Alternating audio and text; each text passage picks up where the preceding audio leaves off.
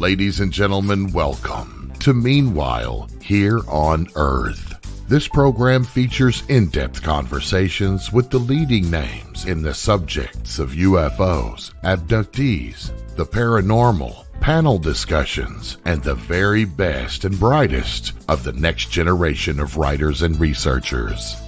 Meanwhile Here on Earth, the show breaking new ground in alternative talk with your intrepid host, veteran investigative writer and researcher, Peter Robbins.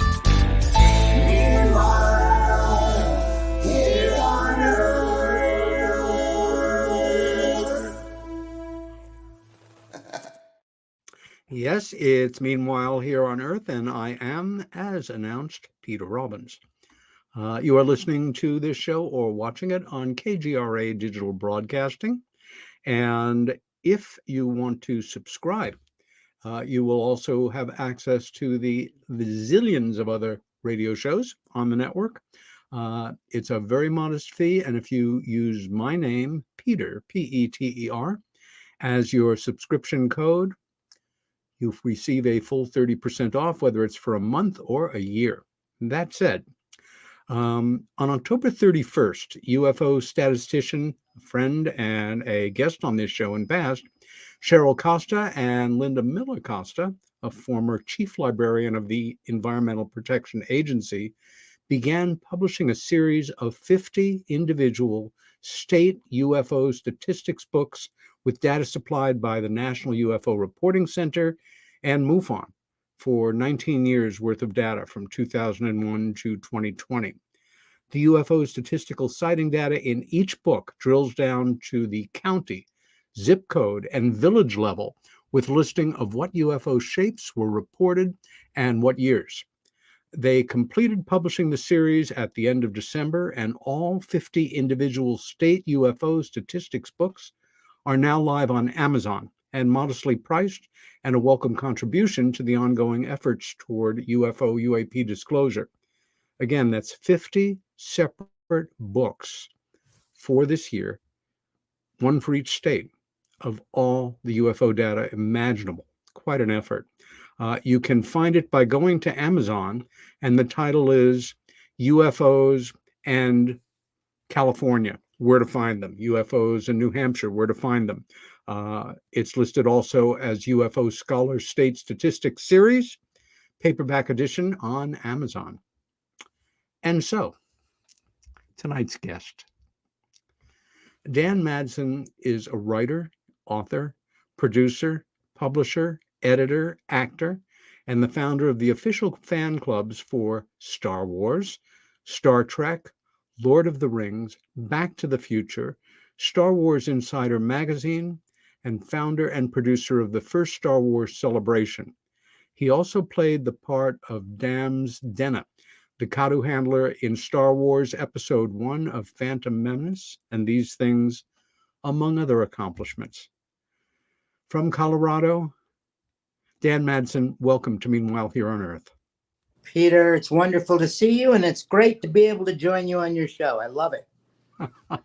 Yeah, we've been looking for this for a long time. We have. We've been working on it forever, it seems like. I almost have to laugh as I read your credits because they're absurd. It's just amazing the amount of things in the world of entertainment and quality science fiction that you've not only been involved in, but initiated. I'd like to start at the beginning and ask you where you were born, and a little bit about your family. Well, let's see. I was born in Denver, Colorado. Shortly thereafter, moved immediately to Aurora, Colorado, which is where I'm speaking to you from right now. Huh. I am one of the few anymore Colorado natives. I've lived here all my life. Never lived anywhere else, Peter. Never anywhere else. It's always been right here. And Aurora is just a suburb of Denver, so to speak. So yeah, it's been I was, my parents were very middle class, wonderful, honest, hardworking people. My dad was in the sheet metal air conditioning business, and made a good living. He worked himself up to vice president of the company he worked for. My mom was a teacher's aide in the elementary school that I went to. And I had one brother who took a path of, he was very athletic, and he went off to the University of Northern Colorado and played football, and then got out and became a part of the Delta Airlines. And then from there, left there and went to work for the FAA, in which he works right now. He's with the FAA. So yeah, that's kind of in a nutshell my background. I'm Colorado born and bred. I'll say. As a boy, a young boy, what was your kind of entry into or introduction to the world of science fiction? Was it through reading or a movie or something else? Well, my introduction to science fiction was really through the movies. As a small child, I was incredibly fascinated by the Planet of the Apes movies. Those movies were my thing. I built the model kits, and I had the posters on my wall, and so I was a huge Planet of the Apes fan. And so that was my introduction into the science fiction world. And I read some science fiction, but I was more a movie, television, sci-fi kid, Peter. I wasn't really as much of a literary science fiction fan, except for a handful of books, of which I'm sure you and I will be talking about here as we go on the show. By the time you had a sense that you were going to be an adult someday, and adults did certain things, was, maybe you're 10, maybe a little older or younger, was there like a dream or a goal that you had of becoming a this or a that?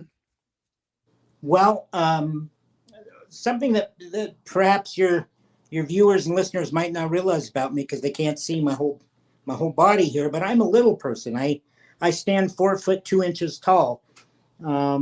So, I was always kind of viewed as different as a kid growing up. And I think that, the movies were so magical to me. I'd sit in that darkened theater and I'd watch those people up on the screen and the heroics that they would do, and watch how people would laugh and cheer for them. That, I had a desire to be an actor when I was a kid. And so I actually, as I grew into becoming a teenager and then a young man in my early 20s, I actually had an agent here in Denver, and I got many TV commercials here, most of them local. But then I did fly out to LA on a trip all by myself to look for an agent. And I went knocking on doors to a variety of different agents that I had looked up. Found one who said he would represent me as long as I made plans eventually to move to Los Angeles. And I said, that's my goal, if I can make a living out here. And so, to be an actor was probably my biggest goal. I mean, I loved being able to be somebody else on the screen and watch what those people did and how they magically came to life on that movie screen. So that was a dream of mine as a kid, was actually to be an actor. Dan, when we grow up with something, anything that makes us different, kids, we're just insecure little human sponges. For some kids, growing up as a little person, or again, visually extremely tall, whatever it is, you can be hurt. People can come down on you. Your self-image can suffer. Mm-hmm. Did you ever experience that? And what was it? What force in your life, what constant thing kept you immune on a certain level from falling prey to that kind of behavior? I faced it every day, literally every day of my life. I because of my size, I also had a lot of friends at school, so it was kind of this interesting back and forth of I was popular, had a lot of friends, but at the same time, those kids who didn't know me were the ones who a lot of times would make fun of me and stare and laugh and point, and um, it was a daily struggle. I mean, I can't tell you how many nights, or days I'd come home from school literally, crying, Peter, because I had no desire to be like I was. I wanted to be normal like everybody else. And it was so frustrating to me. I can remember telling my dad, I said, these people, they might see me walking down the hall at school and they'll laugh at me and giggle and kind of talk under their breath as I walk by. And I said, they just go on with their life after that day. They just go on, go to their next class, don't even think about it. But that moment for me, it absolutely destroyed my day. And so I was completely and utterly heartbroken, to be quite frank. And Yeah. I'd come home and come up to my bedroom, close my door, and I would live in my world of fantasy of all these things that I loved. Comic books were another. I was a huge comic book superhero fan, Yeah. collected a lot of comic books back in the day. And so it was not an easy childhood. I had two parents who were so amazing, so strong, so encouraging. They told me I could be anything I wanted to be. Always took pride in everything I did. Were always there to lift me up when I was down. I'm one of the fortunate ones. I might say here to you that I've had a difficult childhood, but it certainly wasn't difficult when it came to the fact that I won the lottery with my parents. Yeah, I could say the same. Mm-hmm. Um, at a certain point, and we've discussed it when we first met years ago in Minnesota, we've discussed Mm-hmm. it since, and tonight before going on the air, I I sometimes think of life as being informed by BCAD moments. Each one of them has, each one of us has them. They can be moments of extraordinary happiness or tragedy, but the course of our life bends a bit on it. Sometimes it can be so mundane, though, that we have no idea that we are experiencing that moment. And one of those moments for you, which I just think is joyous in terms of its implications and how it took place, was your introduction to a television show that became iconic and a show that you had zero interest in. It was the first year the show was on. Your brother was a big fan, and he was on your case Mm-hmm. to watch an episode with him. Can That's you right. set that up for us? Well, my brother would come home from after school, and he'd flip on the TV and he'd watch Star Trek every day. Um, I really had no interest in Star Trek, as I Planet of the Apes and comic book superheroes. Those were my areas of interest. And I just never had a desire to sit down and watch a Star Trek rerun with him in the afternoon. This one particular day, this is when I was in junior high, and I was walking home from school, and there were two kids who were really being cruel. They were walking on the opposite side of the street, laughing at me, pointing at me, calling me shrimp, and just just really terrorizing me. I don't know how else to describe it. They didn't physically harm me. Yeah. But, and I just kept trying to ignore them and keep getting home. I kept thinking, just get home, just get home. Yeah. So by the time I did get home and I walked in the front door, I had tears streaming down my cheek because I was really humiliated and really just distraught by what these kids had said and how they had treated me. And I walked in the door, and my brother, as usual, was sitting in front of the TV watching Star Trek.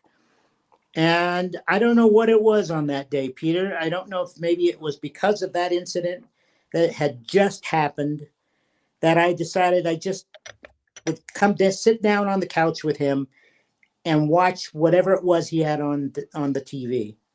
Well, it was Star Trek.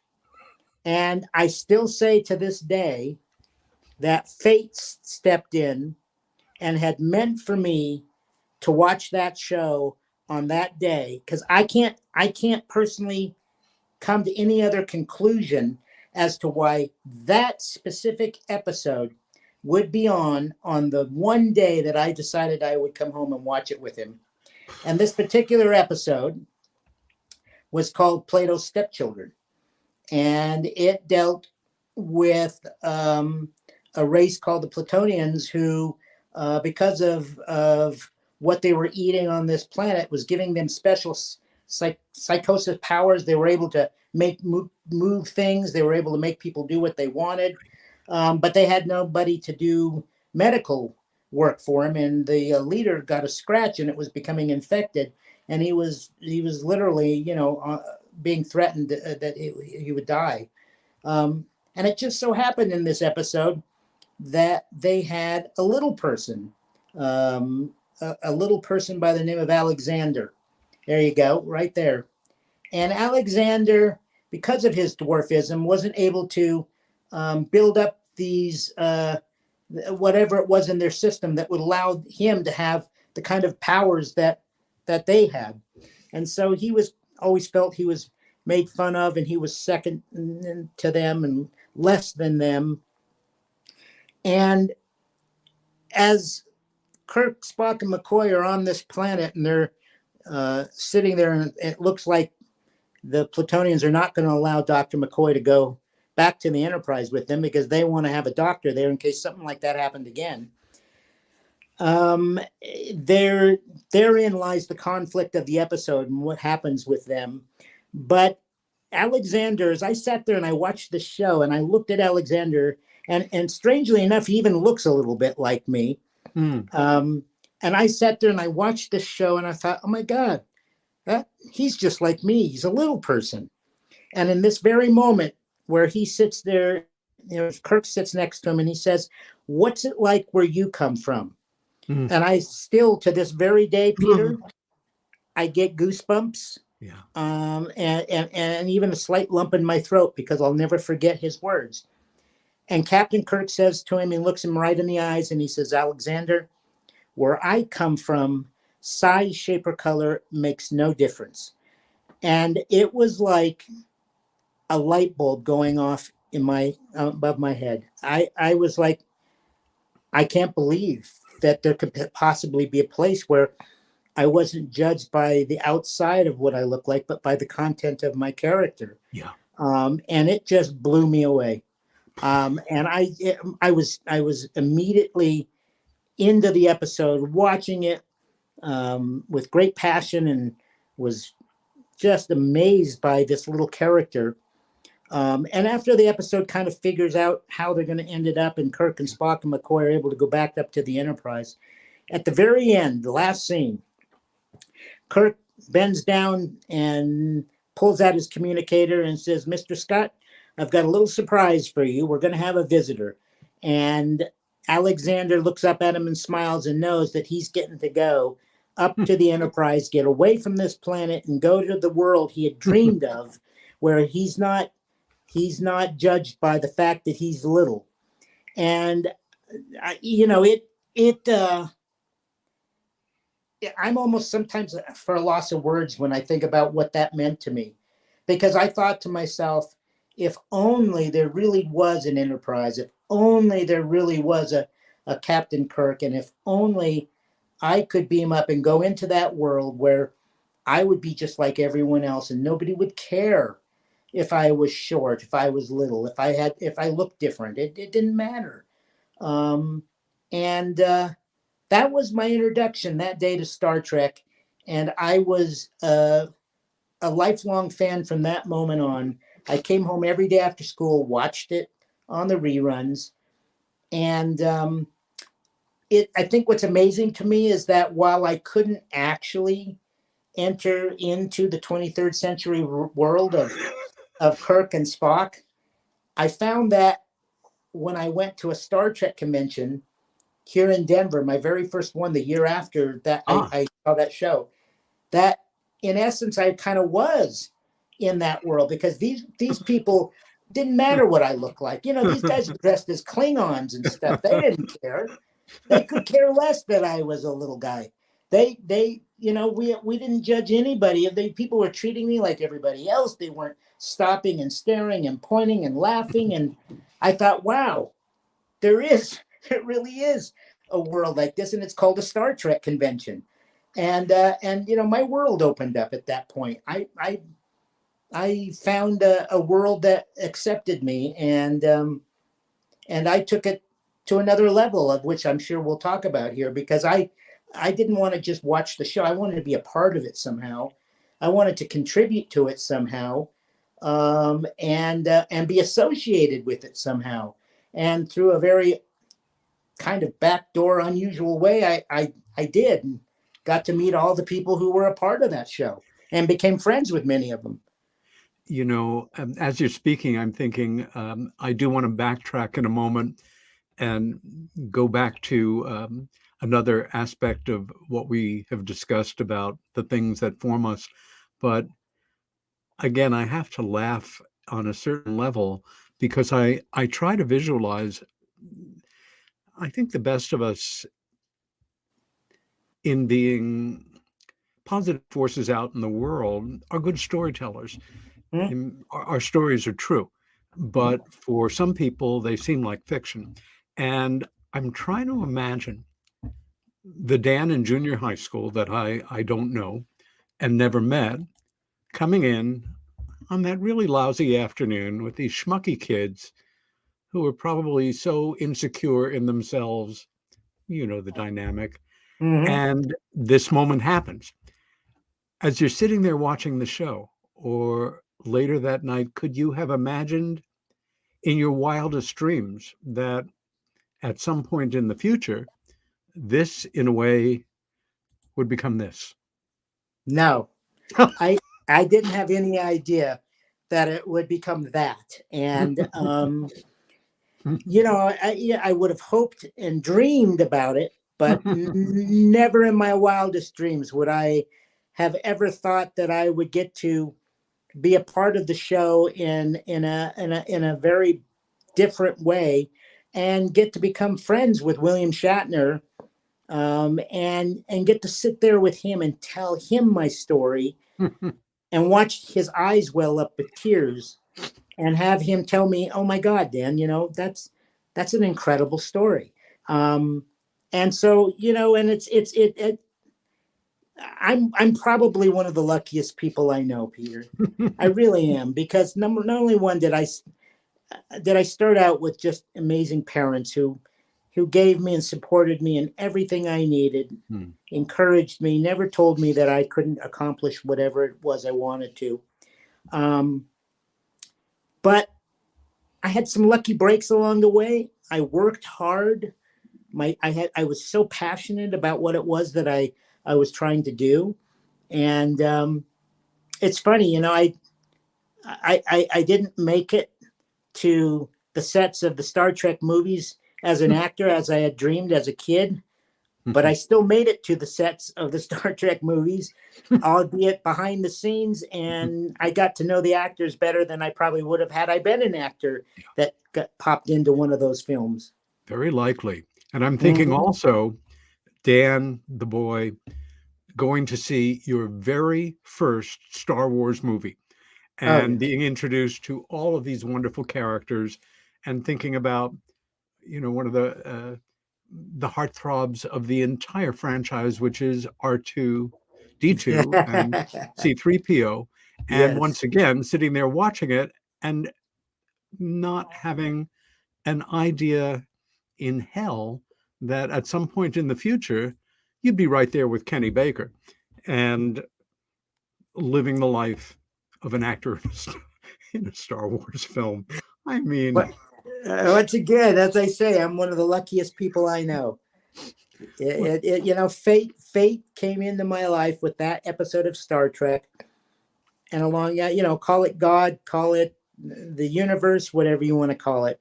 Yeah. Something has watched out for me along the way. I wasn't given anything without a fight and without hard work and effort to be put into it. But it just was. I just have had very many fortunate paths, and the other thing too, Peter, is that there was a certain opportunistic naivety about me back in those days, because I had no idea that I couldn't just call up and talk to George Lucas. It just seemed like, well, why couldn't I just call up and talk to George Lucas? Or why couldn't I just fly out and visit the set of Star Trek? And, it didn't dawn on me that I couldn't do those things. And it was because I had that opportunistic naivete that I was able to work my way through, the different paths that led me to get to them, and I developed friendships with them after that, and they have been some of the most special moments in my life now, and I have nothing but just amazing memories of working with people like Gene Roddenberry or George Lucas, as I said. We're going to backtrack for a moment and then come back to this point after you became a fan of Star Trek and you did something absolutely outrageous that worked out just fine in our talks. 3 towering individuals who have had impacts on our life, among others, 2 writers and 1 statesman. They need no introduction. Oh, yes. And for Americans, this is Jules Verne. These 3 individuals have impacted on your life in a number of ways. How were you introduced to President Lincoln as a presence, and how was it that he has had such a continuing impact on your life? Well, it might be an odd answer, but Star Trek. Abraham Lincoln was on an episode of Star Trek, if you remember. And it was called The Savage Curtain, for those Star Trek fans out there that are nerds like me and have the names of the episodes memorized. That was my first introduction to Abraham Lincoln, but it wasn't what got me into it. It was a PBS mini-series, I guess it was a mini-series you'd call it, by Ken Burns, called The Civil War. Oh boy. And that I was absolutely floored when I watched that. Yeah. That I had not really been that interested in that time period prior to that. But as I watched each episode of that, it just moved me with the amazing story that this nation went through during that time. And one person kept standing out for me was Lincoln, and how he had to maneuver to keep this whole country together through this enormous rupture, and then his compassion and his ability to still take a moment out of his day when he was dealing with literally our nation, brothers at each other's throats, to write a note to a small girl, or talk to a mother whose son was in the army and had been killed. And just every episode, suddenly I just became more and more aware of this man was an incredible guy. And that's what started it. I must say, I'm somebody who, remembering as a kid, sometimes, we had 3 or 4 television stations, and one of them ran a weekly series of, it was a documentary called Victory at Sea. It was just made post-war. And, there was something about documentaries that I liked, but Ken Burns reset the bar. He is one of our national treasures, and Amen. His documentaries have had a tremendous impact on me as well. But you've kind of gone on beyond that. You have in your library a number of books on Lincoln, certainly, and ephemera and materials that most of us have never seen close up. Right. What a wonderful aspect of library building, of being a book lover, of being a bibliophile, of knowing history is a real living thing. and that in our own ways, we sometimes become custodians of just that. Um, the work of Mark Twain, who for me wrote the greatest novel in American history, Yep.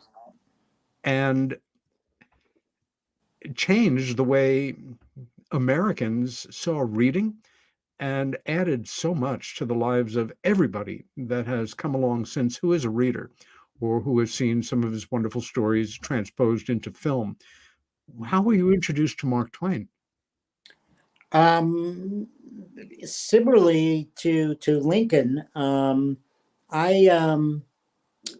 with Lincoln, just to backtrack for a minute, I started buying book after book after book about Lincoln, and I just became more intrigued and more intrigued with him. And when I was at the bookstore looking for some more Lincoln books, I happened to come upon the autobiography of Mark Twain.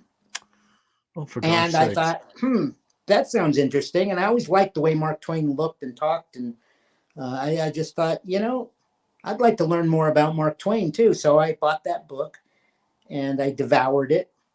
And the next thing you know, I mean, I'm becoming passionate about Mark Twain the same way I was with Lincoln.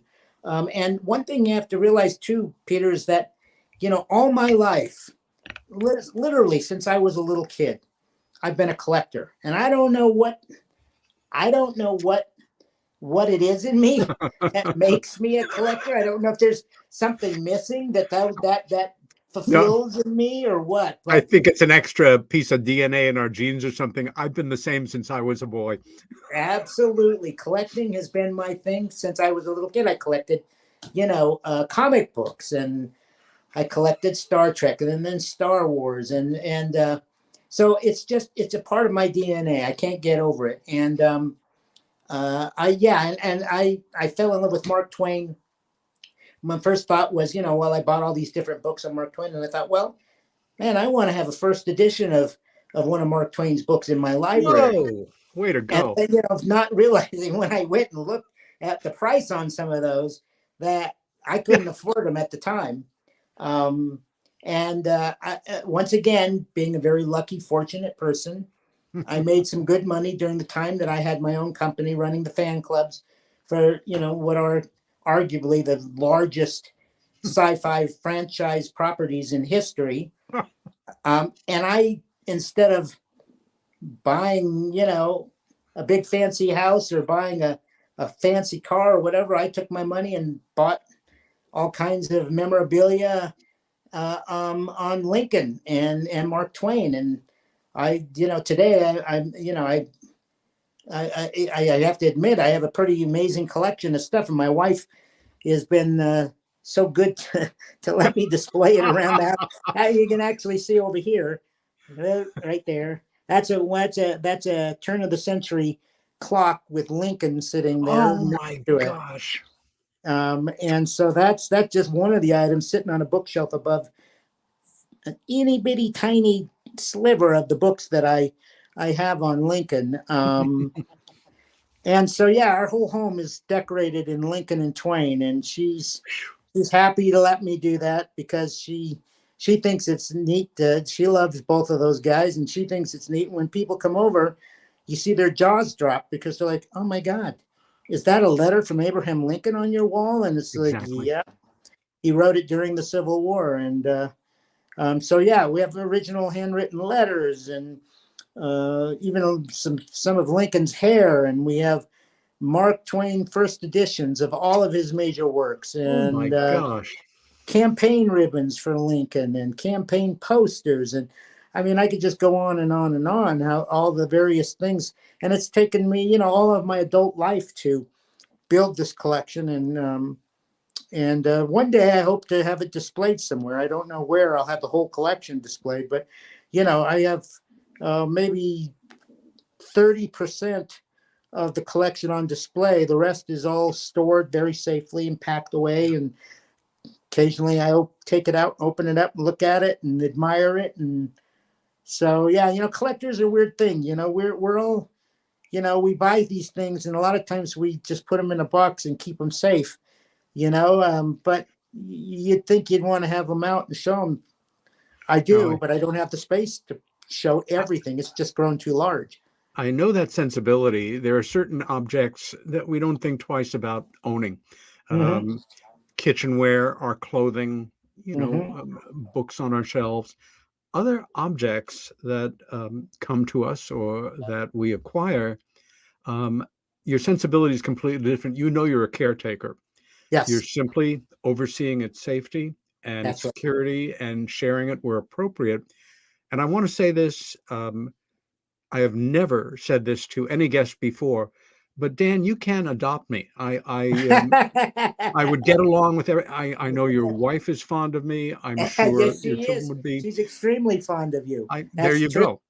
I, I wouldn't ask for much in the estate, but so my, I, my We'll have to introduction. talk about that later. There might be an adoption in the future. Fair enough. And we'll just move on from that part right now. It's very personal. Obviously, a lot of people know about it now, but that's just continuing on. My introduction to Lincoln as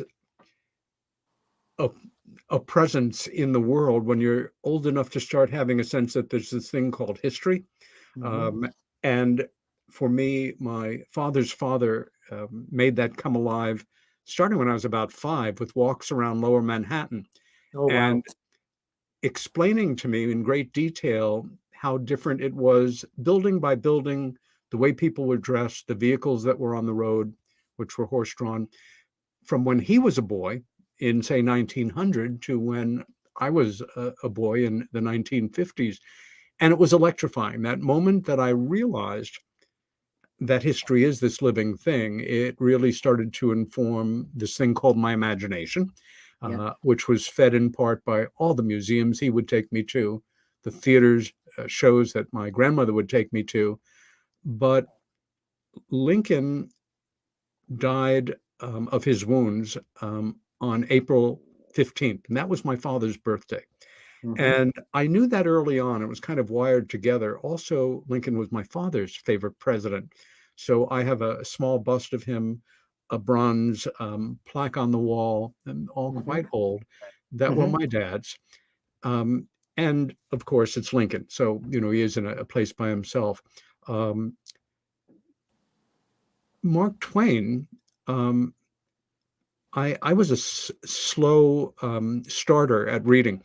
I'm dyslexic, and this was decades before it was noted. Most of mine is mathematical, but I had also moved from a school district where we were a year behind the one I moved to, and essentially was putting words together where other kids were putting sentences together, was brought back a grade, and everything started to make sense. My father, once I really started to read and I was ready for adult books, the first grown-up book I ever read was Huckleberry Finn at 8 years old. Wow. In a very different time. And I guess the closest thing I've ever had to my dad, who meant as much to me as your dad did to you. And again, my condolences on his recent passing. Thank you. We carry these extraordinary men with us for the rest of our lives, and they inform it. He gave me his copy of Huckleberry Finn with his handwritten, probably 8 or 9-year-old address and signature. What a treasure. What a treasure. It's beat to shit. It is a very tired book. It's taped together, but it's precious. And I think the closest thing I ever had in my life to what I'll call an Atticus Finch moment was my dad explaining to me how this story had impacted on him, on his father, what an important writer Mark Twain was, what a vision of the world this was, but that there was a word that came up repeatedly throughout the book that was important to the book, but that in our society, in our times, was a terrible word to call anybody, especially, as we would have referred to then, a colored person. And my folks were very much involved in the civil rights movement. And the book absolutely changed my life in terms of dreaming big, great stories. I reread it about every 10 years. Bringing us to our last author of note here, who is Jules Verne, probably the greatest known French contributor to the world of science fiction. Right. And for both of us, our introduction to the work of Jules Verne came with the book 20,000 Leagues Under the Sea. How were you introduced to that book, and what was its impact on you? The impact was tremendous. I recall as a kid watching The Wonderful World of Disney on television, and I think it was the first time they were showing the movie with Kirk Douglas, Yes, James Mason, on TV. And so my mom and dad let me stay up late, I should say, so that I could finish watching the whole movie. And I went to bed after the movie was over, and I just was dreaming of living on the Nautilus and how amazing that looked, and the story of Captain Nemo, and just the tremendous technology that went into the building of the Nautilus. And so the very next day, I asked my mom and my dad if they would take me to the bookstore. I really wanted to buy the book so I could read the book. And of course, my dad was always encouraging me to read. Always, he was a reader too, and so he was always happy to accommodate me.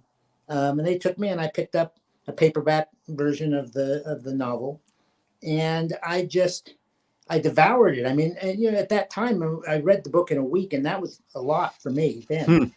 And I read the book in a week, and I my mom and dad were kind of amazed, because I didn't want to go out and play. I didn't want to do anything. I just wanted to go up to my room after dinner and just sit there on my bed and read my book. And that just led to me to just absolutely adoring Jules Verne. And I bought the Classics Illustrated, the comic book. We all did. Oh, yeah. And, that bonded my love of comic books to the literature of Jules Verne. And so I read that probably 15 times and looked at the pictures and everything. And, we didn't have DVDs and VCRs in those days, so I couldn't just pop it in and watch the movie whenever I wanted. And then I think after I finished that, and I was so enamored with Jules Verne, my dad took me to the bookstore, and I bought Mysterious Island, because it's kind of a sequel to 20,000 Leagues Under the Sea. And then Captain Nemo's in it. And so, yeah, I just, my love of Jules Verne was slow burning. It didn't happen overnight like Star Trek or Star Wars. But boy, as an adult, I've rekindled my love for Jules Verne. And I was, as the collector in me, I finally was able to obtain a first American edition of 20,000 Leagues Under the Sea. Not the French edition, which is the rarest, the hardest to get, but the American version. And so that holds a very special, treasured place on my bookshelf. I have shared with you my introduction to 20,000 Leagues Under the Sea was also epic. I'm old enough that I was very young, and I think it was the very first movie I ever saw at a movie theater, maybe that I ever saw. My grandfather took me to Radio City to see the film. Oh, wow.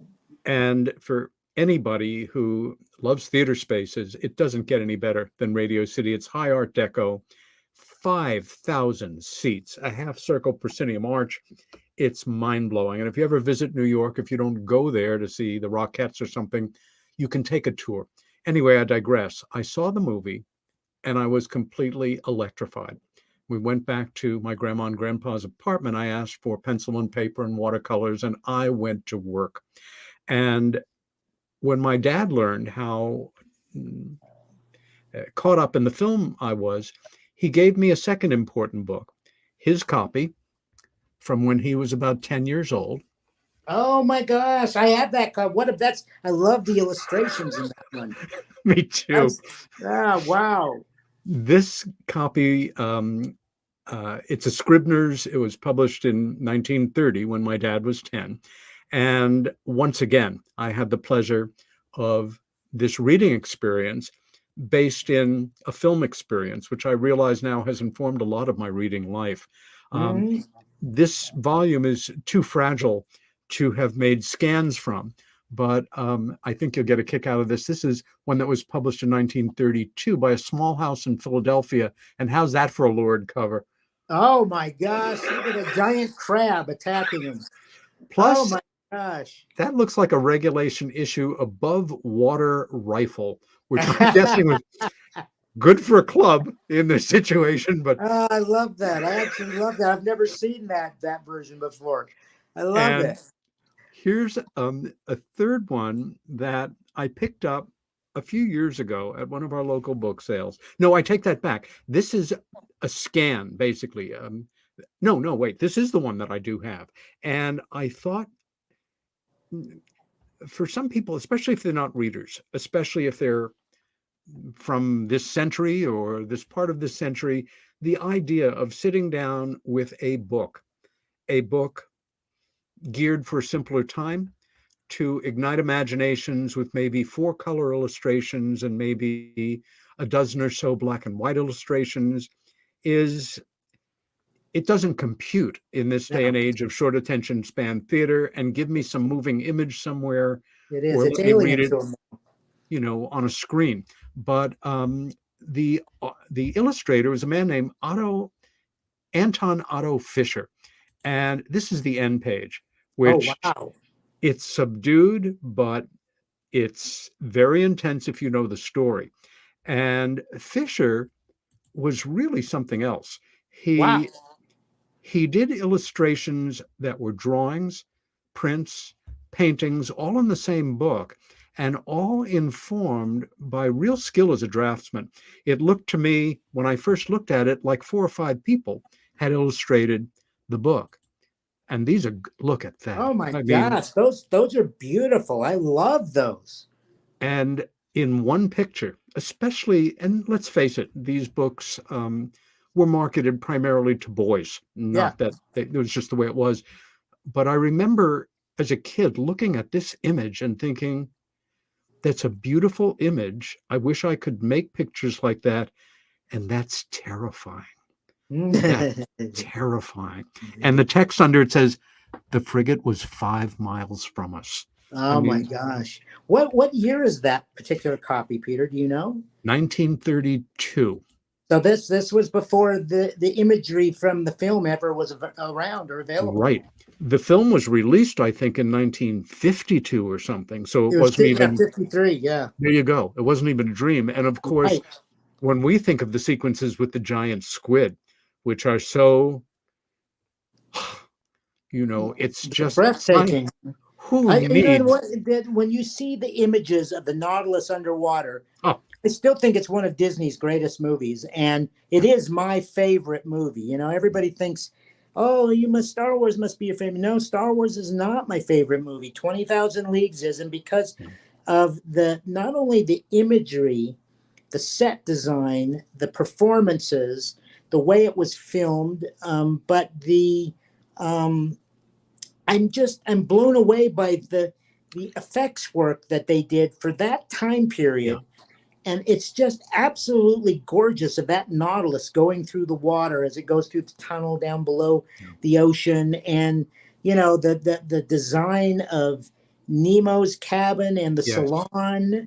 And, it just, I'm blown away by the unrivaled talent that put that particular movie together at that time. I still think it challenges so many of the new pieces today. We have all this CGI stuff now. They didn't have that then. They did everything by models, and it was truly a masterpiece that Disney made.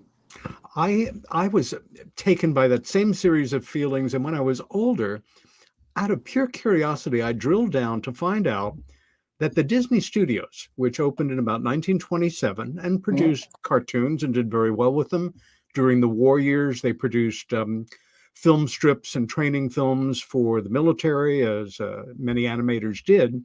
But Disney had this idea about 1950 or 51 to maybe enter the live action world of filmmaking. Up until That's right. then, again, it's comic strips. Right. And they literally had to mortgage the entire studio and borrow. And if that film had not been the smash success that it would have been RIP Walt Disney Studios 1927 to 1953. And of That's right. course, the world of entertainment changed around that. Again, Otto Anton Fischer, Too Quick, more. Oh, I love that. They're You know what's so, funny is that some of these images are almost there is a subtle similarity to the Disney film in the way it's put together and such, yes, and yet this yes, this artwork is long before the movie ever existed.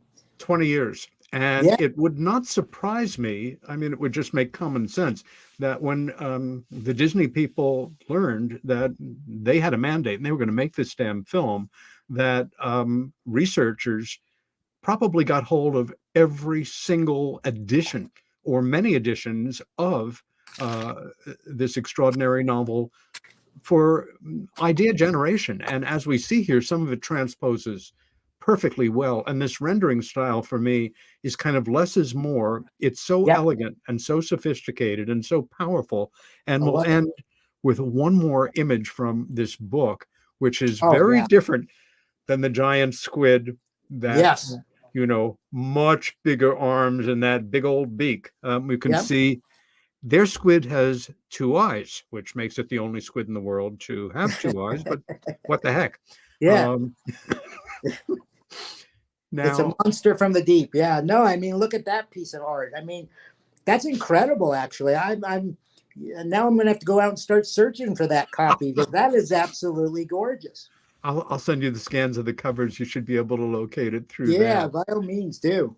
Um, Now let's pick up at that point where you have watched this episode. Mhm. You've been introduced to the actor Michael Dunn, who, by the way, for viewers, Michael Dunn was a very accomplished character actor who did a number of stage plays and a number of films. He received either the Academy Award or the Academy Award nomination for his Mhm. unforgettable role in Catherine Ann Porter's Ship of Fools, which is That's a right. Yeah. powerhouse of a film. Yeah, Um, absolutely. and you are so on fire about this show called Star Trek. How did you go from watching that episode with your brother to having the insane gall to say, I think I'm going to start a Star Trek fan magazine? Well, that part isn't so much far out because there were a lot of Star Trek fan magazines, not magazines, but fan clubs at the time. It was quite well known that there were Trekkie clubs everywhere. And they would have almost during Star Trek's peak time, there was almost a convention every weekend, Peter, in some city around the Wow. country. And in fact, in places all over the world. So it wasn't unusual to start a fan club, but it was around 1979, and the very first Star Trek movie was getting ready to come out. And I was at my wit's end, just so excited by the fact that, now we had Star Wars, but now we're going to get a Star Trek movie. And so after I went and saw that movie twice on opening day, I just thought to myself, well, what can I do that makes me different from other Star Trek fan clubs? And so I decided to start a fan club for the movie and call it Star Trek, the Motion Picture Fan Club. And I would do a lot of coverage and talk about the movie itself, not ignoring the original series because that was still my passion. But that was the one thing I thought might make me a little different. And, to make a long story short, I got a job in a print shop and started learning how to make things look professional. I started typesetting my newsletters, Yep. and I would be there with my buddy that was on the press, and I would press check every issue as it would come out. It got to the point where it was looking like it was quite professional. And that was when I got a cease and desist letter from Paramount Pictures, who said, hey, you're doing this without a license. And I'm like, well, I'm just a kid in my mom and dad's basement. putting this thing out. I said, it's just a passion for me. I'm not making money off this thing. And I'll never forget the head of Paramount Licensing at that time. She said to me on the phone, she said, we've been thinking about starting an official Star Trek fan club for some time. She says, you have the right amount of professionalism mixed with the right amount of fanaticism that we think you might just be the right guy to do it. And would you like to fly out to Paramount Studios and meet with us to sit down and talk about it? And one thing I failed to mention in all of this is that prior to that, I had been going for a couple of years prior to that call. I was sending my newsletter every issue. I'd send a copy to Gene Roddenberry. And he started loving it. And he would write me back and say, Dan, this is great. I love this. I love this. And so when I flew out to Paramount, Gene Roddenberry, I went over to his office and told him what I was going to do. And so after I got done with my meeting, Gene called him up and said, this is the guy. I want him to do it. And hold that thought, Dan, because we are going to go to break, and what a perfect point to break. Absolutely. Peter Robbins here with my very special guest, Dan Madsen. We'll be back in 4 minutes. Stay with us.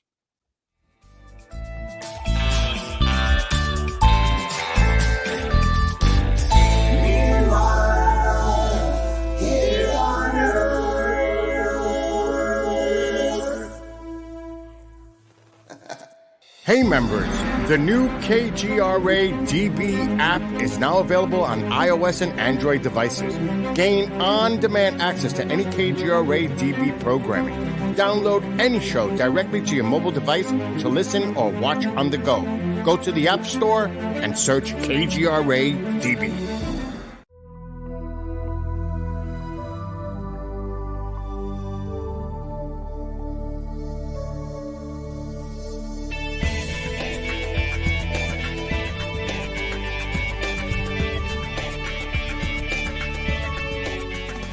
Are we alone in the universe? The most important question facing humanity is on the verge of being settled once and for all. The Mutual UFO Network has been at the forefront of this journey for nearly 50 years. Our members worldwide are dedicated to the research, documentation, and awareness that will shape the future of humanity. Won't you join us?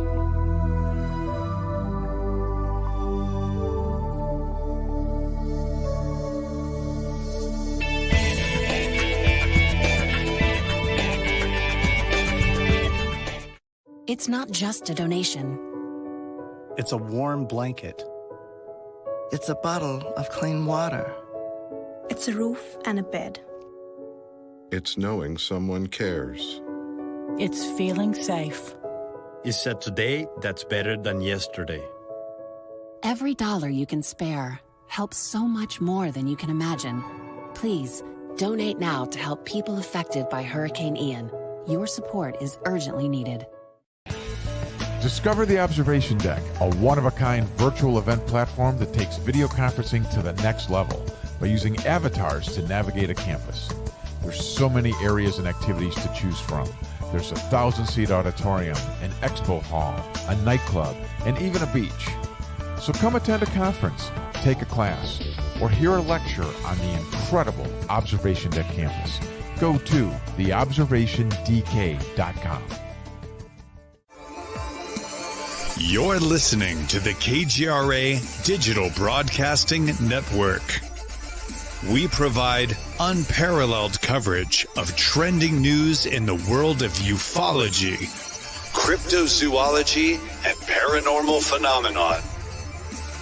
Whether you're watching our video live stream or listening to one of our audio programs, you are getting the best from world-renowned researchers and hosts, guiding you through topics the mainstream won't touch. Miss one of your favorite programs? No problem. Head over to the members area at kgradb.com for access to our massive library of award-winning content. Make contact, stay connected, only at kgradb.com.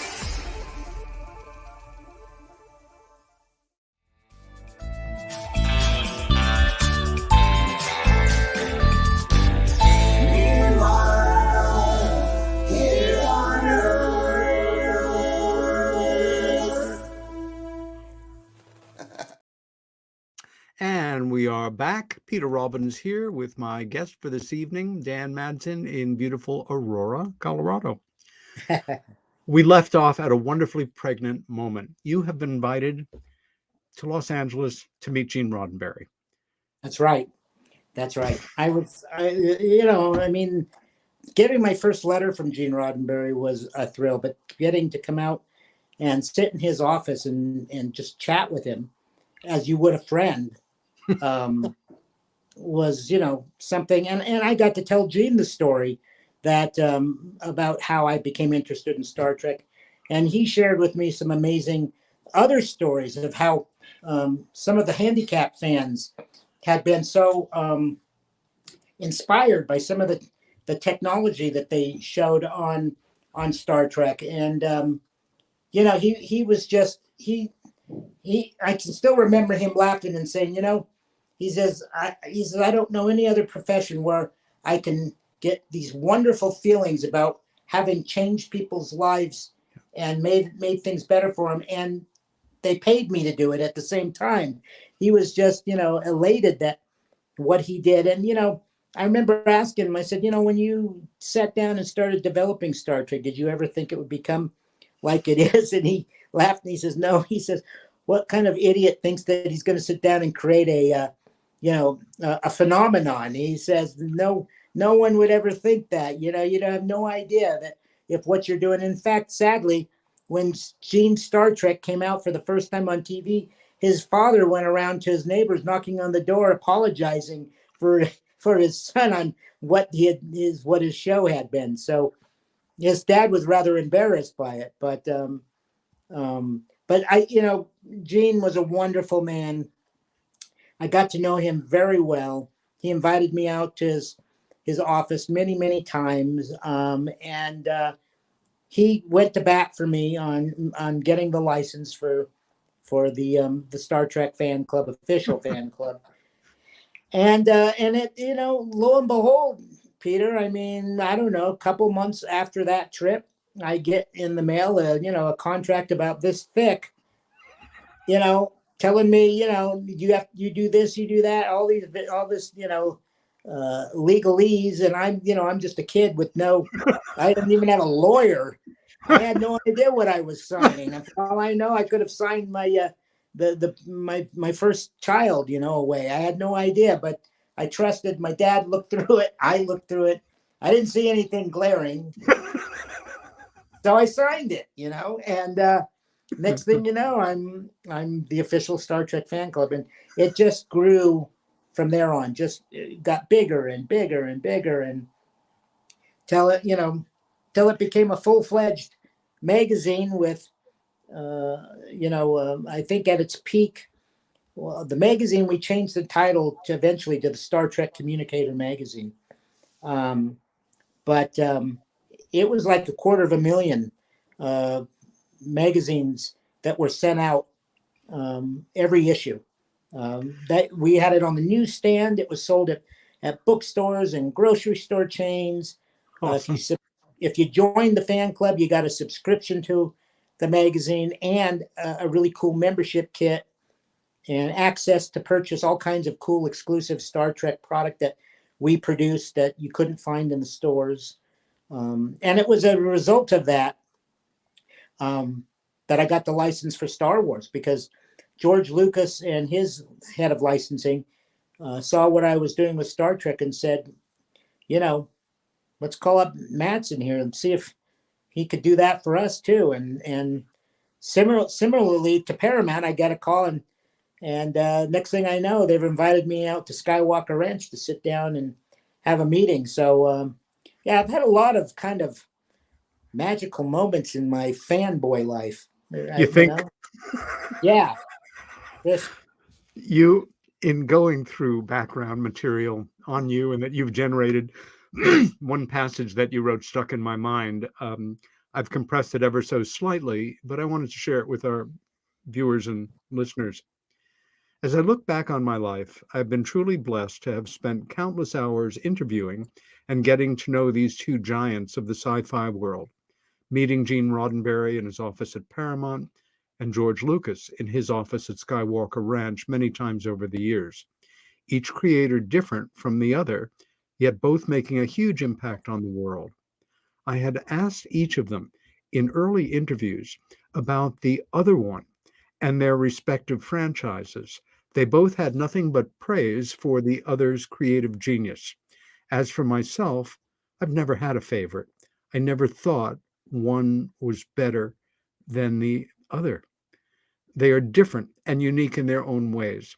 What they share in common is a universal appeal to people all over the world and a huge influence and positive message that has changed so many lives for decades now. What a legacy. May they both live long and prosper and be a powerful force for good for decades to come. Whew. Yeah.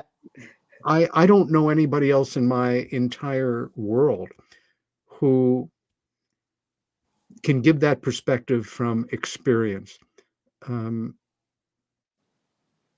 I'm very fortunate because I came from it as a fan.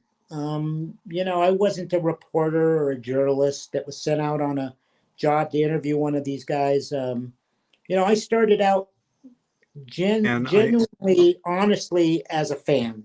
Okay. Falling in love with these things. Yeah. And that's how it led me in a direction I never imagined, but one that I'm eternally grateful for. And then there came into your life to some degree another person I think some of our listeners and viewers probably have heard of or maybe even seen a film or two by, named Steven Spielberg. Yep. How did that occur? My hero, one of my heroes, I should say, Steven Spielberg. Well, it came as a result of my relationship with Lucasfilm. After I started the Lucasfilm fan club, which eventually became the official Star Wars fan club when they started making the prequels. The first projects on my plate to cover in the fan club magazine, number one was a movie they were having coming out, a fantasy movie called Willow, which was coming out, and shortly after that was another movie called Indiana Jones and the Last Crusade. And I had been a huge Indiana Jones fan. I loved Raiders of the Lost Ark and Temple of Doom. And, today I think I may even be a bigger fan of Indy than I am Star Wars. But I get a call that says they're going to send me over to Elstree Studios outside of London to spend 2 weeks on the set of Indiana Jones and the Last Crusade. And I'm going to have carte blanche treatment and have a car pick me up from the hotel, take me to the set every day and bring me home. And they would work on setting up interviews for me with every one of the cast and crew, so then I could build a library. And so that throughout the year, I wouldn't have to try to get a hold of those people after they had all left and gone their own ways. I went from one to the other, and I interviewed all the cast members, most of the behind the scenes people. And I think people always ask me, because I've interviewed some, so many people and some really big names, and especially in the science fiction fantasy realm. And I tell them every time, and I mean it sincerely, I don't think I've ever met such a down-to-earth, friendly, and nice guy as Steven Spielberg. He is my all-time favorite person I've ever had to interview. He just he took the time. He was filming one of the scenes from The Last Crusade, and so they had a little area set off from it was the library scene where Harrison Ford's looking on the floor and he sees the big X, and they pull up the floor and they go down into the cavern, down there, and the rats are all down there. Oh, yeah. Well, the scene they were filming that day, I was there. And Spielberg, it showed me what a genius he is. He would come over and there were two directors' chairs set up. He'd come over and sit down in one, and we'd sit there and talk. I'd ask him all my questions. And I mean, he gave me his full his full attention, and didn't give me little one-line answers. I mean, he would then go in depth on everything I was asking him. Wow. And then you'd hear somebody go, "Stephen, we're ready." And he'd look at me and goes, "Oh, hold on just a minute." He'd go over and go off, and they'd get the shot set up the way he liked it. And I'd hear him go, "Action." Boom, they start filming the scene, and they get, cut. Next thing I know, boom, boom, boom, boom, boom. Here comes Stephen back, sit down in the chair next to me and goes, "Now, where were we?" And that went on for about an hour and a half of me just being able to ask him any question I wanted. And we chatted back and forth, and it was like talking to a family member. He was so friendly. And I even got to throw in a few questions about projects that weren't Indiana Jones related. Like I asked him some things about Close Encounters, which is one of my all-time favorite movies. Like, how did he pick Devil's Tower? And, some of the questions that I'd been dying to know as a Close Encounters fan. And those are in the interview. So if people ever find that Lucasfilm fan club with Spielberg on the cover, they'll find some really interesting questions and answers about Close Encounters that I don't think I've ever seen him answer anywhere else. He's just, he was in every movie since then. And then lo and behold, what's he do? But in 2012, he comes out with a movie about Abraham Lincoln. And I'm thinking, how is this possible that my favorite director is making a movie about my favorite person? So how can it go wrong? Spielberg directing a movie about Lincoln. It just, once again, how did that happen? It's almost like at times trying to imagine being you at certain moments in your life where I think I would have pinched myself to make sure I wasn't dreaming. And, this is just so far above and beyond.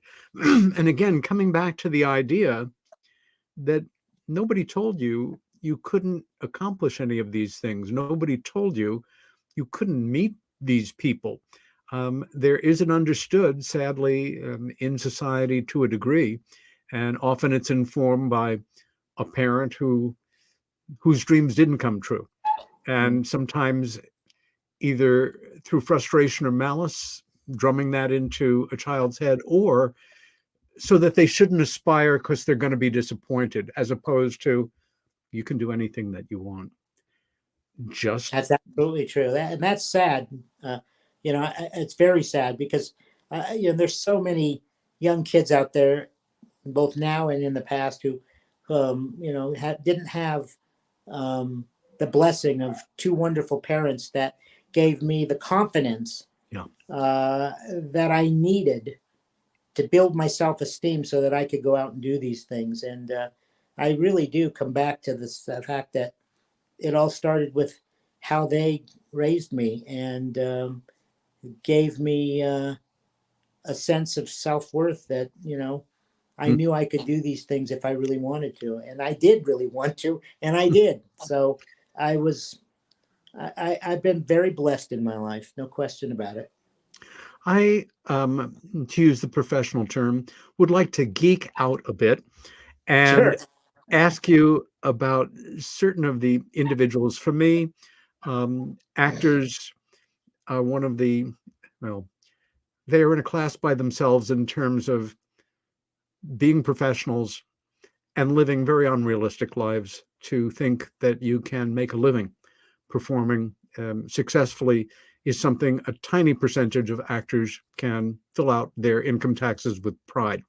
And you can work very hard. You can be an overnight sensation after 30 odd years of hard work. And all of a sudden, everybody in the world thinks they know you. You have, again, interfaced with actors from all of these great franchises and films. And we have a few photos here. Just wanted to get your thoughts and impressions. George Takei, such an amazing man, so wonderful. This was taken at his house. When I flew out to LA, he invited me over to his home, and we did this interview in his living room. Once again, I've been fortunate, Peter, in that I haven't met anybody on any of these projects that I've been so lucky to be a part of that I come away feeling disappointed, or I thought, wow, they really kind of treated me like I was, a piece of dirt or something. It's not like I was from Newsweek or Time coming to interview them. I'm from the Fan Club magazine, for crying out loud. And they gave me the time and the attention that they would have given somebody from one of the major publications. So I find that, I'm sure there are jerks in Hollywood, and there's got to be many of them out there, but I have not come across any of them in my personal one-on-one with any of the stars of these franchises. I've been really impressed all along the way. Viggo Mortensen, Lord of the Rings. Lord of the Rings holds a very special place in my heart. That was the last official fan club I did. And it's even more special because I met my wife as a result of it. And we've been married now 21 years. She's the most special person in my life. And she was a Lord of the Rings fan. And we were I was doing the Lord of the Rings official fan club and magazine. And we were putting on an Oscar party for the movie, for the first movie out in Hollywood at the Hollywood Athletic Club. She happened to take a trip out with some of her girlfriends to come to the party. Everybody was dressed to the nines, and Sure. most people were dressed in costume. I mean, as elves and things and such. And so, and there were people in black tie and such. Anyway, Sure. Long story short, I met her at that party. Oh. We hit it off. We talked on the phone back and forth. She came out and stayed with me. And I brought her with me to the set of the Two Towers in New Zealand, where we spent 2 weeks, once again, being carte blanche treatment, going to every department, every set, interviewing every cast member, all the behind the scenes people, Peter Jackson, you name it. We haven't even talked about him yet, and he is also another amazing man, another amazing, just humble kind of guy. He and Spielberg have a lot in common in that respect. So I got to share that with her, and then we came home and we got married. That's great. And 21 years later, here I am talking to you. Your future adoptive son. My future adopted son. Exactly right. Viggo Mortensen is, I think he's one of the most brilliant actors working today, and versatile beyond belief. He first came to my attention because I was not so caught up in the later franchises of these marvelous projects. I think it was a film called Eastern Dreams, where he plays an Eastern European hitman. And I remember being on the edge of my seat, but you learn things about people, and working in theater in New York for years, the ones who often you hope will be the ones with real character and extraordinarily down to earth are. They're often the most successful, the most modest, and privately, in many ways, the shyest, although we confuse them often because we don't really have an alternative with the characters we see them play. That's right. Well, Viggo, he's written poetry and such, and he had 2 books of poetry he wrote. And when I was visiting with him on the set that day, that picture was taken. Yeah. He met my wife and I, and we said, hold on a minute, and he went away and went to his trailer and came back and gave us 2 of his poetry books and autographed them to both of us, which are in our library now, our featured items. So, yeah, just incredible guy. Once again, another incredible guy. We have here, this is an introduction, of course. Tell us set the scene here. That was taken in 1999 at the very first Star Wars Celebration convention that I created and ran in Denver, Colorado.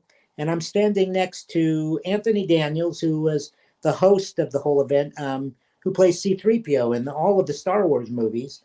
And that was us on stage at the end of the 3 days of the event, which was You could make a movie about that event, Peter. There was so much drama that happened in order for that event to happen. Since then, there's been 13, 14 Star Wars celebrations. The next one is being held this year in London. Wow. And we had about 30,000 people that came to Denver for that first event. And today, the events have grown to about 130,000 people that come to them.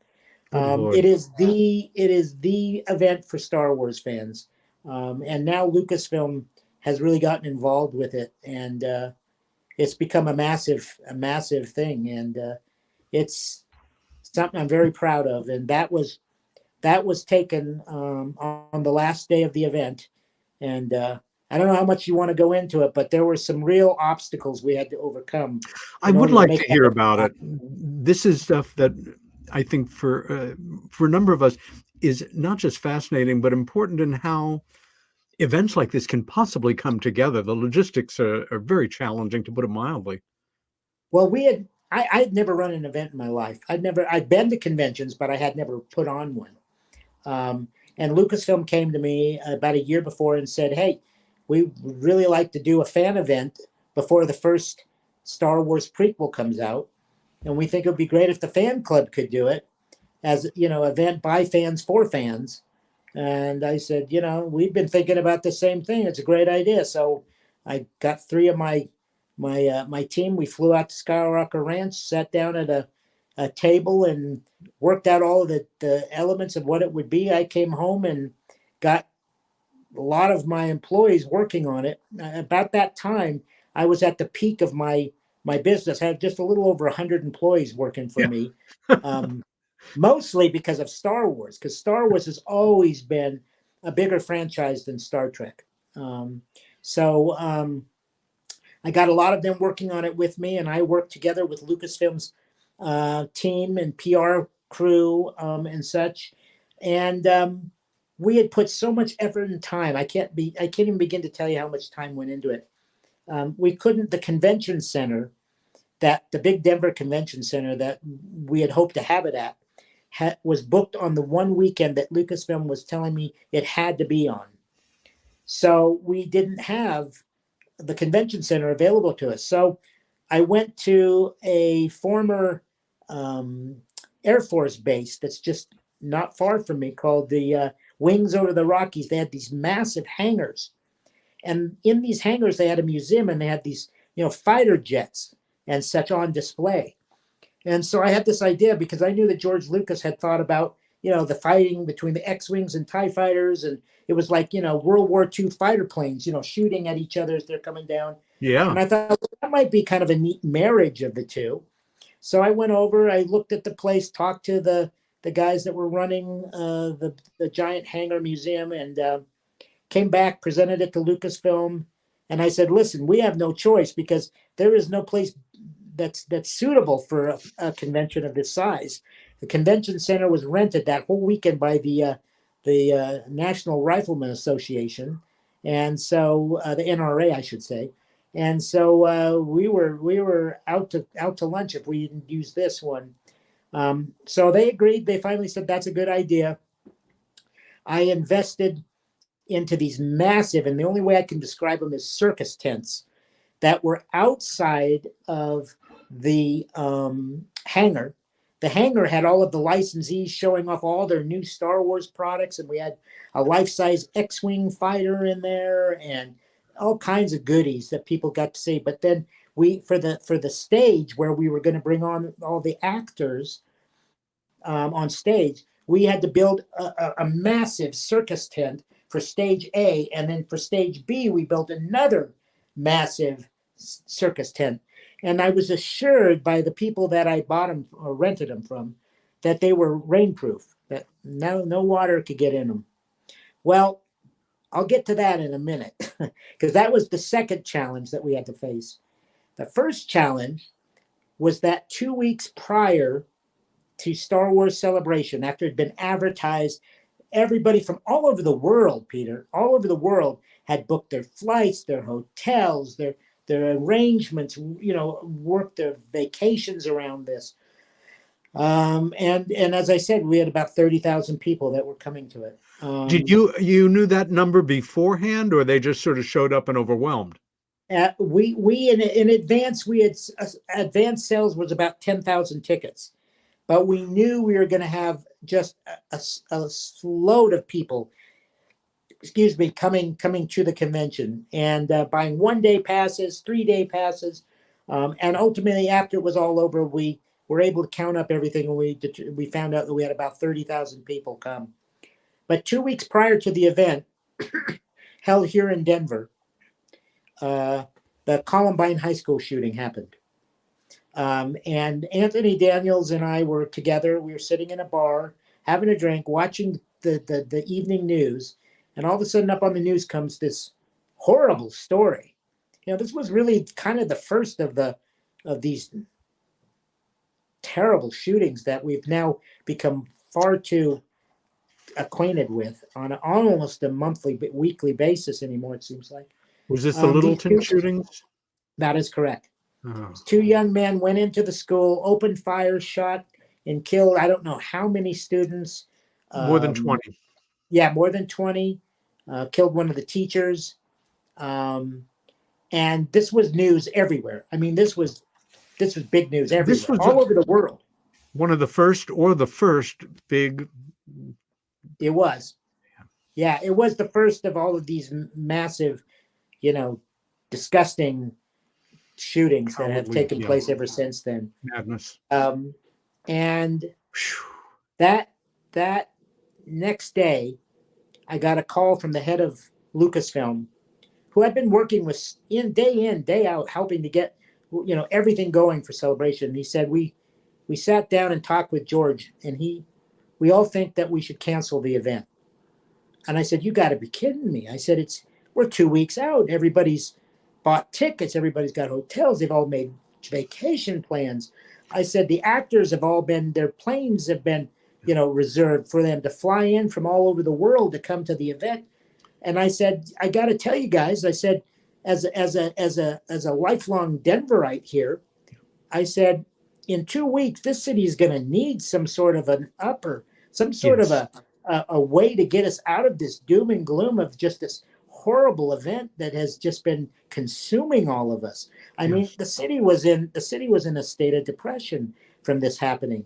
And Anthony Daniels and I, we were sitting in the same office, and we had my speakerphone, and we both went back and forth with the head of licensing and the head of Lucasfilm. And I still, to this day, I think George was sitting in there listening. They didn't say he was there, but I think he was there and listening. And we made as much of a argument as we could why this shouldn't be canceled, why this should continue on, why we couldn't let these two evil guys ruin this event for all these Star Wars fans all over the world, and that if there was anything this city needs as a shot in the arm, it was something good that it could talk about. Yes. And so they said, all right, well, let us talk with George overnight. We'll think about it. We'll get back. Let's get back together tomorrow. So immediately I got on the phone and talked to the mayor's office of Denver. And I told him what was happening. He, within an hour, faxed a letter from the mayor's office to Lucasfilm saying, please, please, please don't cancel this event. Wow. Denver needs this to happen. This is the shot in the arm that we need to help us get over this, horrible thing that's happened to us. And the next day, Anthony and I got together again on the phone with Lucasfilm, and they said, okay, you've convinced us. We should go forward with it. But let's do something. Let's raise money for the victims of the Columbine shooting and their families. Good. Let's have a place there where people can donate money. And let's have these ribbons made up that are the school colors so that everybody who walks in the door will have a ribbon put on their shirt in memory of the Columbine killing and the Columbine shootings.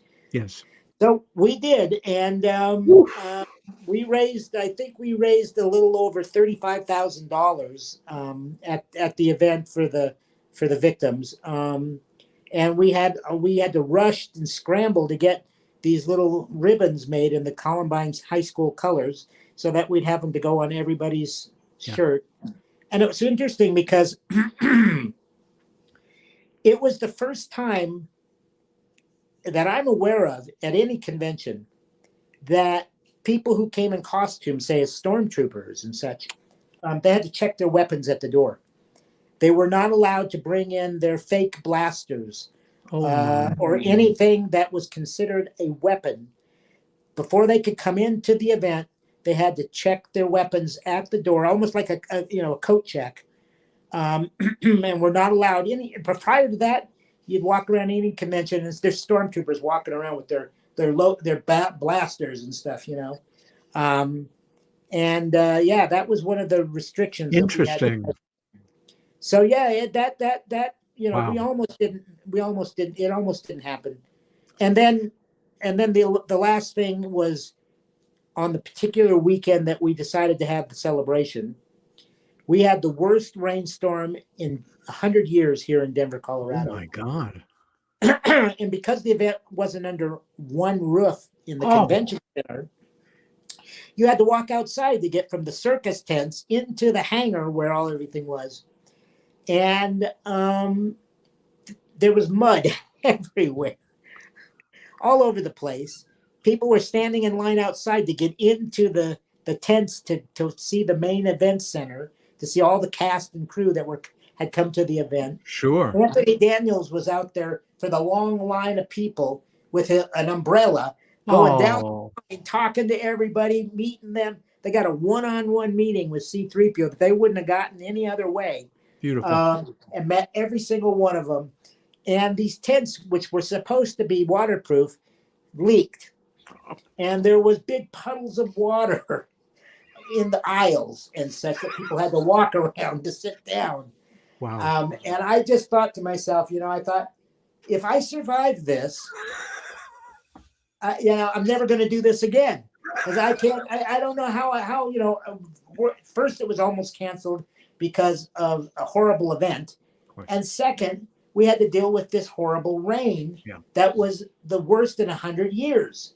And so I just couldn't catch a break, but I still never forget. And, it's funny, to this day, the fans refer to it as that. And the producer of the Star Wars prequels told me backstage, and he says, how are you holding up? And I said, I don't know. I said, I just want one day where there's not rain. And he says, I understand. But he says, I'm going to tell you right now. He says, I wouldn't change it for the world. He says, someday, he says, the fans are going to look at this as their Star Wars Woodstock. And to this day, the fans refer to it as their Star Wars Woodstock. And they all came together and battled the rain and the storms. And it didn't stop their passion to celebrate Star Wars. And so it's now considered a bit of a how would I want to say, kind of an historic event. Number one, it was the first, but a lot of people are like, oh, you were at the first celebration with the rain and the mud, and they're like, yep, I was there. It's kind of a you might consider it a badge of honor that not only did you go there, but you survived it and you had fun. We're going to take a look at a sampling of some of the publications that you're responsible for, but I'm not even sure how much we're going to get to regarding your other independent business ventures. You have had company after company, which you've established and run successfully. And you are a remarkable business success in so many respects. Thinking about the kid in the basement and the adult before us right now, did you ever at some point say, I think I need a business course or accounting or something to help me do what I'm doing? I was lucky because I was able to build my business over a course of time. I didn't start a business and have it up and running yesterday, or I mean tomorrow. I had time to slowly grow it over time. Okay. But, I knew I couldn't do everything, and I knew I wasn't good at everything. So what I did was hire smart people that did know how to do those things. And they did the things that I couldn't do very well. I ran the business and did a lot of the interviews for the magazines, and I was the glue that kept the company together, and gave encouragement to all the different divisions of the company, how they were working. And but for me, the true the true secret to my success is hiring good people to do things that I was not good at. Yeah. And they have every bit as much of a part in the success of that business throughout its years of being around. And I still, to this day, Peter, I can't tell you, my wife marvels at it because I still live here in the place that I've lived all my life, but also in the same city where I ran the whole business. And I can't tell you how many people I bump into and like, oh, I used to work for you. That's the best job I ever had. That's the best job I ever had. And they loved it because I tried to hire fans, people who loved these things. I used to have a young guy come to work in his Captain Kirk uniform, and he was on the phones. He was one of our people that would take the orders over the phone for product, Star Trek and Star Wars product. And he'd come dressed every day in his Star Trek uniform, and he was like, "What other job can I can I do that at?" So yeah. Let's take a look at some of these publications. Okay. Great photo. That's from the episode last year of Young Sheldon.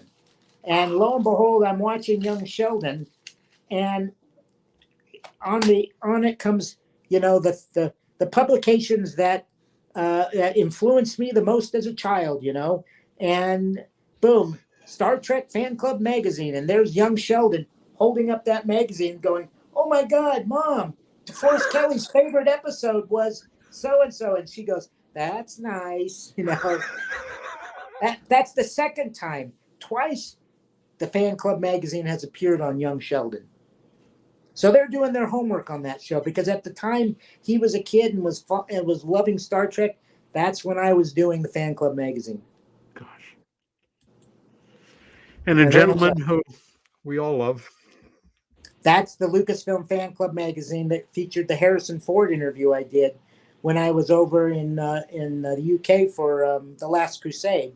And that was such a fun interview to do. And he's such a low, it's just, how do I want to describe him? Just, he's friendly, but he's just, he's real mellow. And, he talks like that in that deep voice, and when I was doing the interview with him in his dressing room, he was sitting there across the table from me, and he had a whole bowl of walnuts, and he was cracking the walnuts and eating them as we would do our interview, and he kept asking me, "Sure you don't want a walnut?" I'm like, "Oh no, I'm good, but thank you though," And so the whole interview, you don't know it in the printed version, but on the tape, you can hear him cracking walnuts the whole time that we're sitting there talking back and forth. I love it. In learning some things about Harrison Ford, I worked as a journeyman carpenter in my 20s and did a lot of work in the so-called Soho building boom, that area of lower Manhattan where so many old factory buildings were renovated into lofts and galleries and nice residences and things. And Ford made his living as a carpenter for quite a number of years. That's and right. Had a small accident.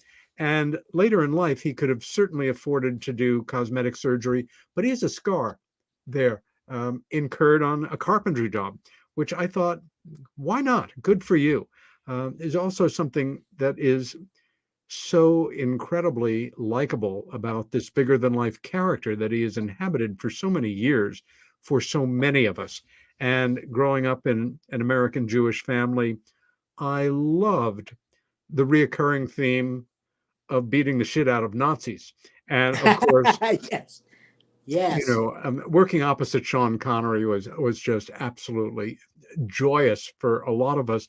But the initial film, I mean, the films that our parents and grandparents to a degree grew up with, the adventure sequels, the daring do, and then that whole notion of a tremendously romanticized idea about explorers. And again, it edges into obviously a certain amount of colonialism. And this object will be very safe in our museum because we are white Westerners, and you people here, you don't know enough about anything to have your own object here. So, which is turning around quite sensationally now. Anything about,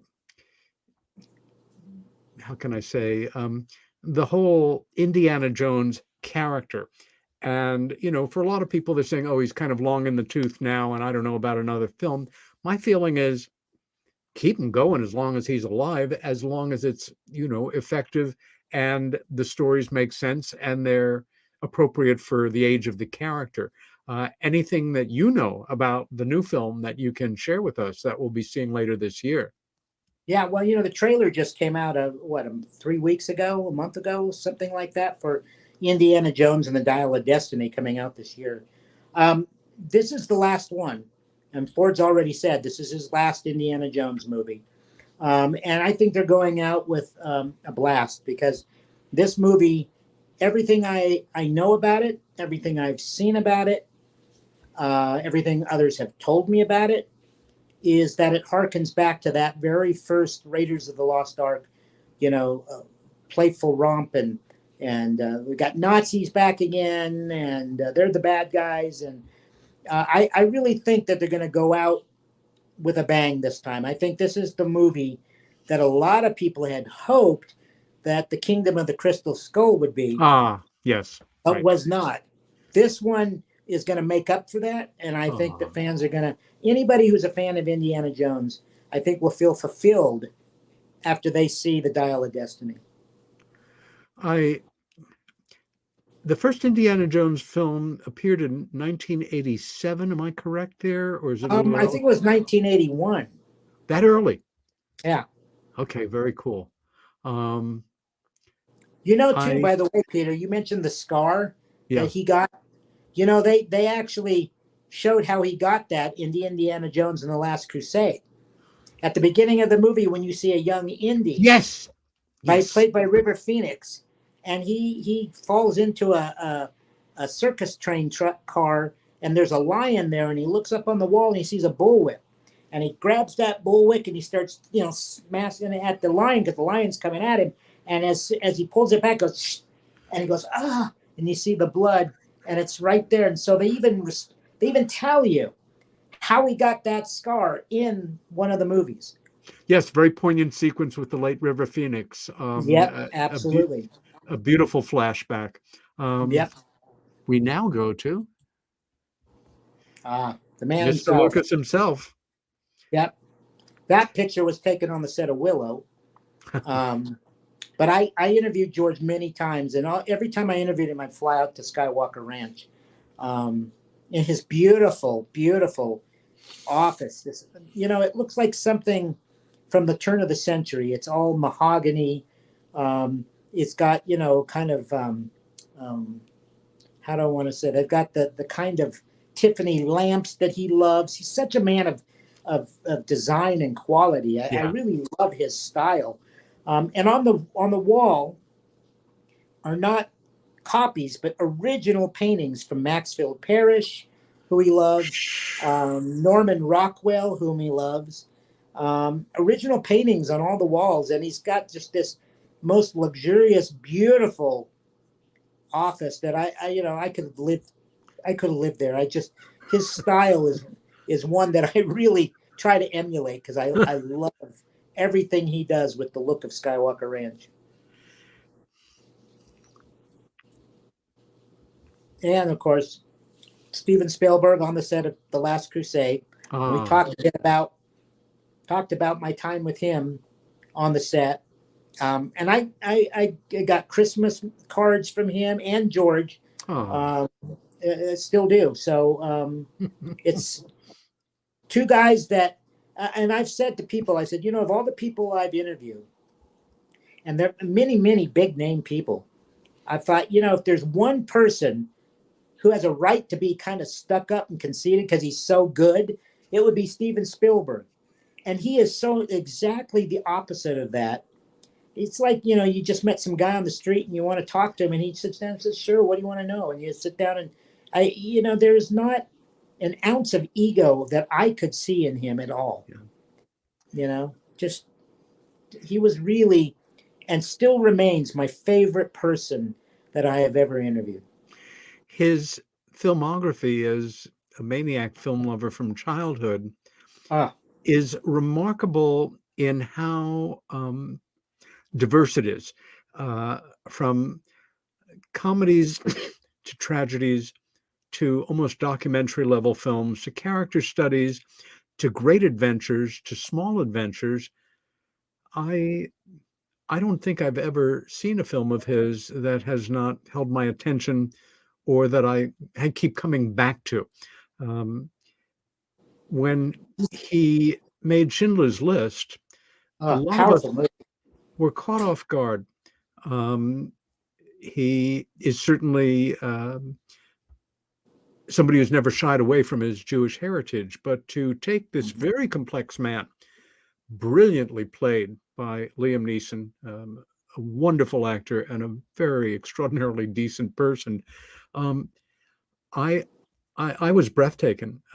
I thought, I wish my mom was still alive to see this. It is a Yiddish word called mitzvah, a good deed. Certain cultural acts resonate through history, and they continue to do good deeds as they go. Even just one, as far as I'm concerned, that makes people laugh. No higher calling. No, really not. And there's nothing he can't do. I think he said now he wants to try to tackle a Western at some point. So I guess we'll find out. We'll see how he does with that. Works for me. We're going to need a bigger boat. Well, 100th issue. Yes, and there was 50 more to come after that one. But that one was special for me because I interviewed all the various captains of Star Trek. And they were all in one issue. And that was at a time, I think, when Deep Space Nine was kind of the new show on TV. And so everybody was intrigued and excited about Deep Space Nine. And but yeah, that was an accomplishment for me that I had somebody took a copy of the cover of that and matted and framed it in a gold frame and everything for me. And for most of the time that I had my office, I had that on the wall because that was to get to the point where I did 100 magazines, and many of them, when I had maybe 2 or 3 people helping me with it. Not in the later years where I had a whole crew of people, and my designer was in Montreal and our printer was in Wisconsin and my editor was in Aurora with me. And so, it was made by people all over the world. Dan, you've reminded me, and this is a tiny geek detail. I was very moved by the Star Trek, what's the term again, for the very first episode? You mean the pilot? Yeah, the pilot. It was a 2-part, and it had really an unforgettable plot. And the actor who played the first commander, Captain Christopher Pike was the name of the character. I don't remember the name of the actor, but by chance, were you able to interface with him anywhere along the line? I was not. That was Jeffrey Hunter. Jeffrey Hunter died long before I ever started doing the fan club. He was in a lot of movies back in the day. He was quite the rising leading man. Yeah. He was in I'm trying to think which John Wayne movie he was in. It was just a brilliant movie. One with Natalie Wagner, Natalie. I can't remember. John Ford movie. Right, The Searchers. That's right. Yeah, The Searchers. One of the greatest westerns of all time. Absolutely. So yeah, I know, unfortunately he died before I ever started working on it, although I am connected and do know his son. And his son is very proud of his dad's accomplishments, and he'll post many things about his dad. And I'm sorry I never got to meet him, nor did I ever get to meet Michael Dunn. Michael Dunn passed away many, many, many years before I ever became even interested in Star Trek. So there are people that I would have loved to have met, but never got the opportunity. Well, the plot of that was visionary and incredibly emotional, I thought. To digress for a moment, just the idea of somebody trapped in their body, literally, and this opportunity to live in a world that some would call illusion, but for you is more real than anything could possibly be. Also, the very charismatic actress that played opposite him in other Star Trek episodes, who passed just last year, I forget her name, but she also was brilliant and very moving. She really was. That was a powerful episode. I agree with you. Yeah. And I think it will speak to people in the future continually. Again, as we move forward in ways that folks who are dealing with severe physical problems can see technology help them with an alternative. I agree, Peter. I hadn't thought of it that way, but you're absolutely right. Yes, Mark Hamill, Luke Skywalker himself, such a friendly, outgoing, accessible young man. Well, he's not so much young now, but but the fans just love him, and he loves the fans because he collects comic books and sci-fi stuff, and he's a big sci-fi fan himself, and he loves, he's the voice of the Joker on some of the older Batman animated shows, and he's just so accessible that you wouldn't even know that he's a big star, because he just is happy to mingle with all of the fans wherever he is. Dan, believe it or not, we are almost out of time, and we could just keep going on and on. This has been really special for me, and I hope you consider coming back. Of course, absolutely, Peter. That would be great.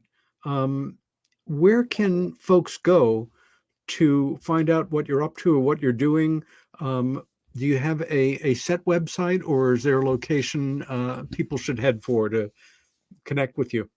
Yeah, I mean, I don't have a website, but they can find me on Twitter at the Dan Madsen. I'm also on Facebook under Dan Madsen. I also have an Instagram account, Madsen8973.